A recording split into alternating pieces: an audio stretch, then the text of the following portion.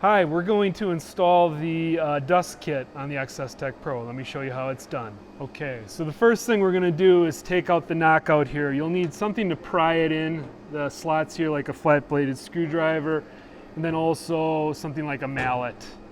Just to tap and get under that thing. And there's two tabs that you got, two kind of breakaway tabs that you got to get at here.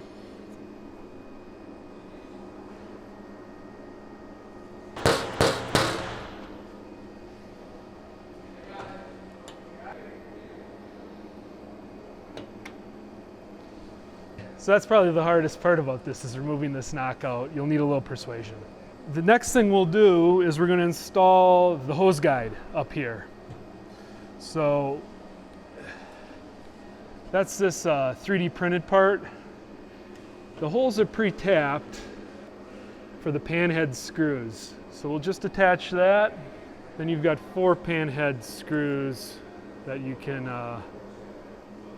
grab in here with a simple screwdriver. Note that the direction of this, we want the kind of pointed to towards the back.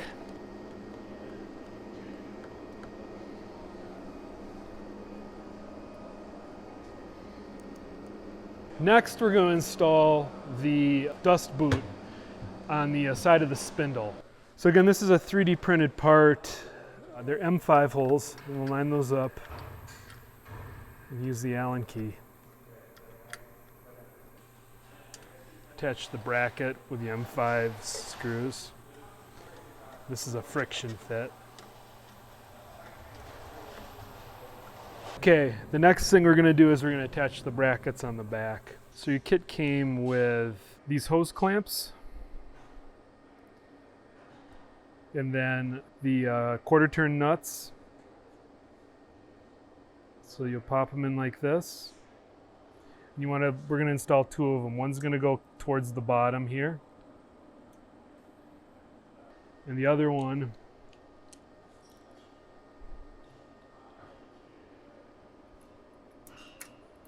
up towards the top.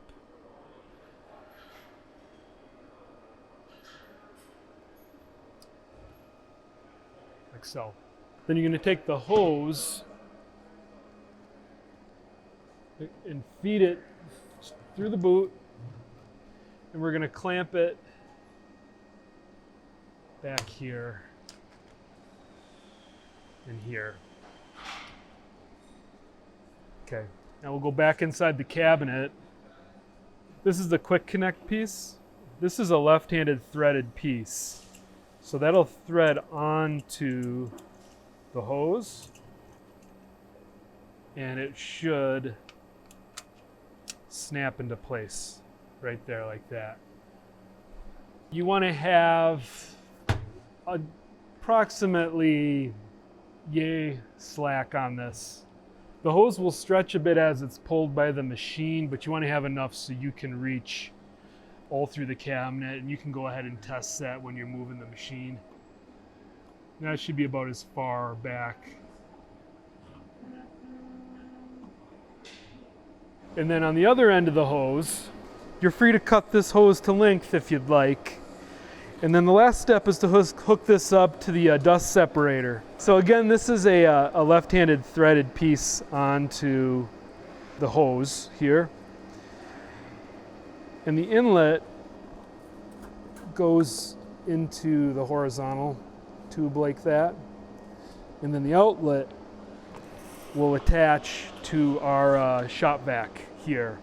And so the kit comes with a bag of universal fittings, and you'll have to go through this whole group to figure out what works best for your particular shop vac.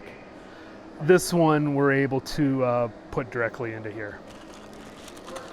The final option I want to talk about is if you'd like to control this dust collection with the PathPilot controller, there's an optional accessory here, which is our AC contactor box. So you can control a vacuum, a pump, whatever you might like to control using a PathPilot. And so that fella plugs in right here. And then we've got labels. The load is where you'll plug in to your vacuum or your device.